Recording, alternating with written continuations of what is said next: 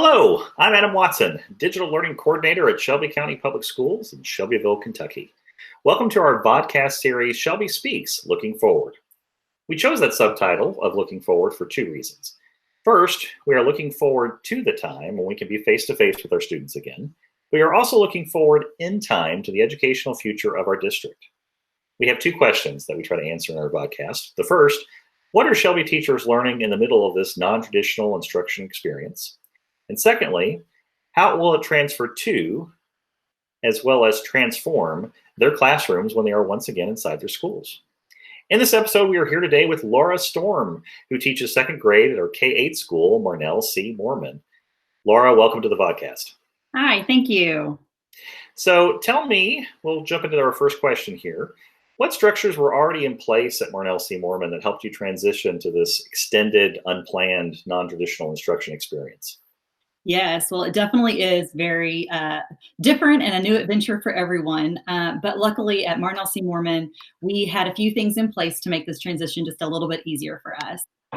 One of those being we utilize Classroom Dojo, and that is a school-wide expectation for us, and it is the way that we communicate with our parents. And so they are used to communicating with us through Dojo, receiving messages that way, as well as responding back to us. And one thing that is unique to Marnel C. Moorman is we have such a large EL population that Dojo has a feature where they offer a translation feature, so we can incorporate our Spanish-speaking families with that as well. Another thing that we have been able to get up and running before this situation, my kiddos were used to using Google Classroom, and so they are used to accessing assignments and posting assignments back in there and communicating back and forth. And then one of the biggest assets I think that we have at MCM is we have built such a strong community with the staff in such a short amount of time. We definitely work very closely together. We work together in what are called neighborhoods, and that's actually our hallway of classrooms. And so our K-3 neighborhood has definitely been able to share ideas, share activities, and advice during this time to help each other get through this. That's great. Well, going on to our second question then, what were some unexpected challenges that you or your students had to overcome? Definitely. With all new adventures, there's always things to overcome and challenges that we face. And one of those at Marnel C. Moorman would definitely be our language barrier.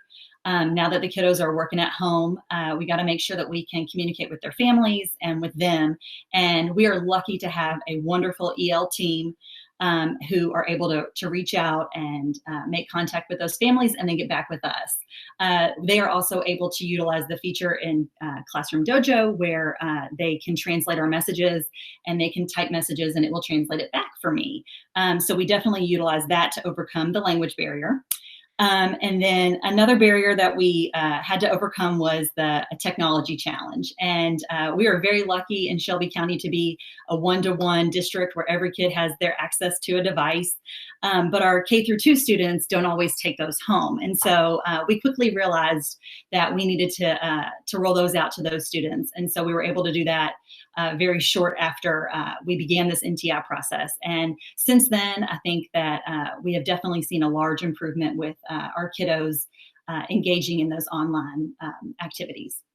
Absolutely. Well, and there are so many counties, not just in Kentucky, but districts outside of Kentucky that are struggling with an equity issue. And it, starts first with the technology devices, and then it goes from there as far as, internet at home. But getting those devices out to those K-2 kids, I'm sure helped that tremendously. That's great. Well, moving to the heart of our podcast is looking at the question of new tools or strategies you're using. So what is a new tool or strategy you're using during this NTI time that you also hope to utilize once we return back to the brick and mortar school? Definitely. One of the new tools that I have had time to investigate during this NTI time is a platform called Flipgrid. And I was not familiar with this at all prior to this NTI experience. And I knew a little bit about Zoom. And I knew a little bit about Google Classroom, but I really wanted to find a way to accommodate our families and their schedules at home. And this is a site that allows teachers to create assignments using video, and they can record directions to explain tasks, link other videos to an assignment, and then post for the kids to access. The kids are able to watch these videos and then complete the assignment or the task, and then submit their videos back.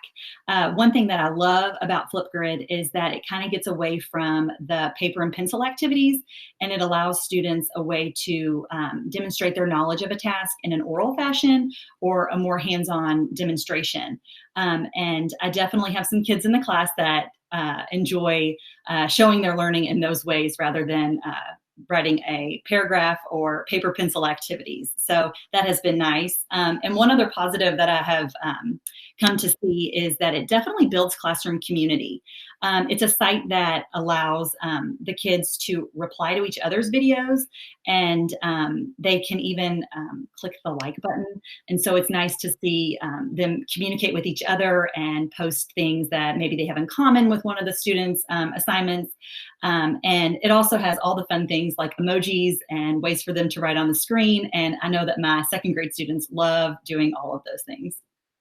That sounds great. I mean, first off, you're obviously doing some great blended learning best practices, because you're really just creating what's good analog discussion practices, but just using it in a a digital environment to add to your discussion strategy. So that's great for Flipgrid. And also, I'm hearing a little bit of, it sounds like a little bit of personalized learning, which of course is one of our major strands of our strategic leadership plan here, as far as being able to reach students, what they need and what their next step would be through a tool like Flipgrid.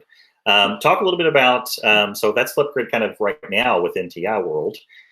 What might you envision doing with Flipgrid in a quote unquote traditional classroom setting?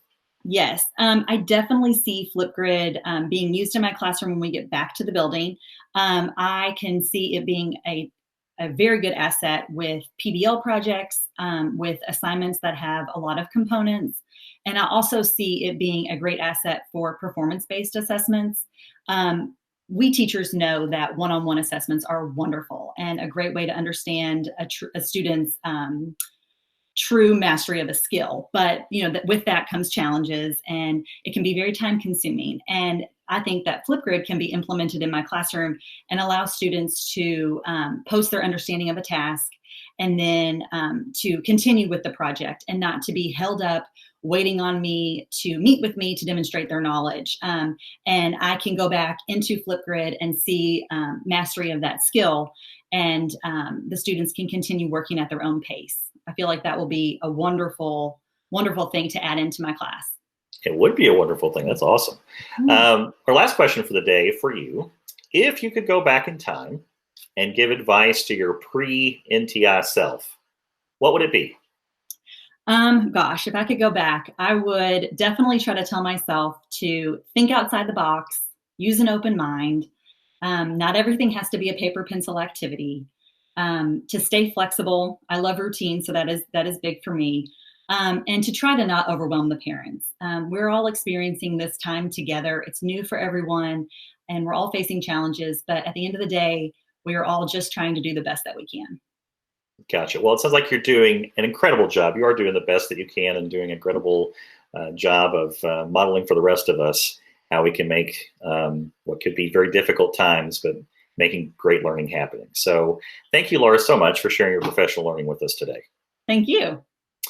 So be sure to check out our Shelby Speaks Looking Forward podcast episodes on our playlist on our Shelby County Public School YouTube channel for more episodes. Until then, thanks so much for watching.